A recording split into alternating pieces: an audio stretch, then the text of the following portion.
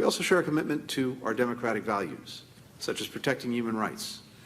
We regularly engage with our Indian partners on these shared values, and to that end, we're monitoring some recent concerning developments in India, including a rise in human rights abuses by some government, police, and prison officials. Foreign Minister Jaishankar, Defense Minister Singh, I am delighted to join my friend, the Secretary of Defense, Lloyd Austin, in welcoming you to Washington, and especially grateful for the chance to return the incredibly warm hospitality that you showed me when I visited New Delhi in July. This meeting today marked the fourth U.S.-India 2+2 ministerial dialogue. It built upon the productive meeting last September between Prime Minister Modi and President Biden, as well as the conversation that they had by video today, and on the strong partnership our two countries have developed across nearly 75 years of diplomatic relations. As the world's largest democracy and oldest democracy, we work together every day to deliver opportunity, security, freedom, and dignity to our peoples. We're working closely to combat the COVID-19 pandemic. Scientists and institutions across our countries are developing and producing safe and effective COVID-19 vaccines together. We're working through the Quad Vaccine Partnership with our colleagues in Australia and Japan to make these vaccines available throughout the Indo-Pacific. As of today, Quad partners have collectively provided more than 500 million vaccine doses. We're rapidly expanding production to make more at the Biological E facility in India. We're standing together for our shared commitment to uphold a free, rules-based international order that safeguards sovereignty, territorial integrity, and independence. Today, we reaffirmed our commitment to promoting regional stability, the rule of law, the peaceful resolution of disputes, and to expanding our strategic partnership with ASEAN. Russia's war against Ukraine is an attack on Ukraine's people. It's also an attack on that rules-based order that we both adhere to and defend. The United States will continue to increase our support to the government and people of Ukraine and call on other nations to do the same, just as we call on all nations to condemn Moscow's increasingly brutal actions. Russia's aggression stands in stark contrast to the vision that the United States and India share for a free and open Indo-Pacific. And Russia's actions are having a profound impact not just in Europe and in Ukraine, but around the world. For example, causing food insecurity and rising prices.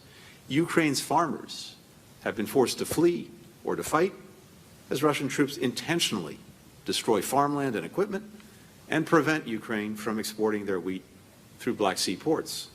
Our countries are working together to try to bring more food to world markets as well as to the World Food Program. And the United States is also focused on securing more funding for the World Food Program and the UN Food and Agriculture Organization, and producing more fertilizer so that we can help others sustain crop yields in the future.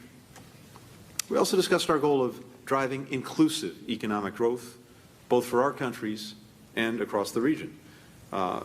India and the United States already trade to the tune of more than $150 billion each year. But we're deepening that relationship by restarting the U.S.-India commercial dialogue and the U.S.-India CEO Forum later this year, where our private sector partners can offer recommendations to strengthen even more our trade and investment relationship. In the video meeting that they held earlier today, Prime Minister Modi welcomed President Biden's Indo-Pacific Economic Framework Initiative.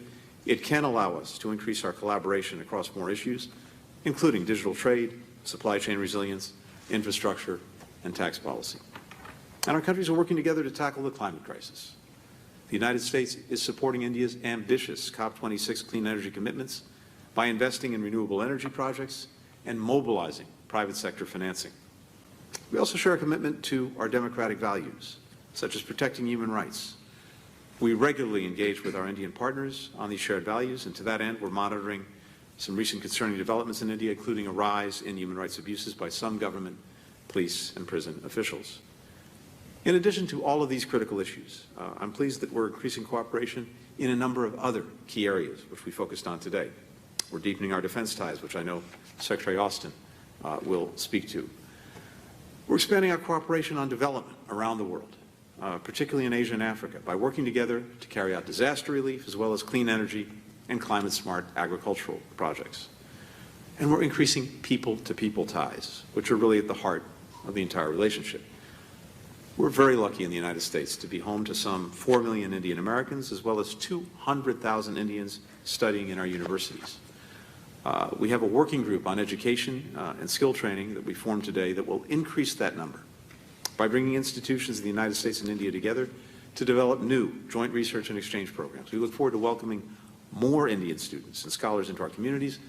We're focusing, among other things, on STEM education. I think this is an area of tremendous potential going forward.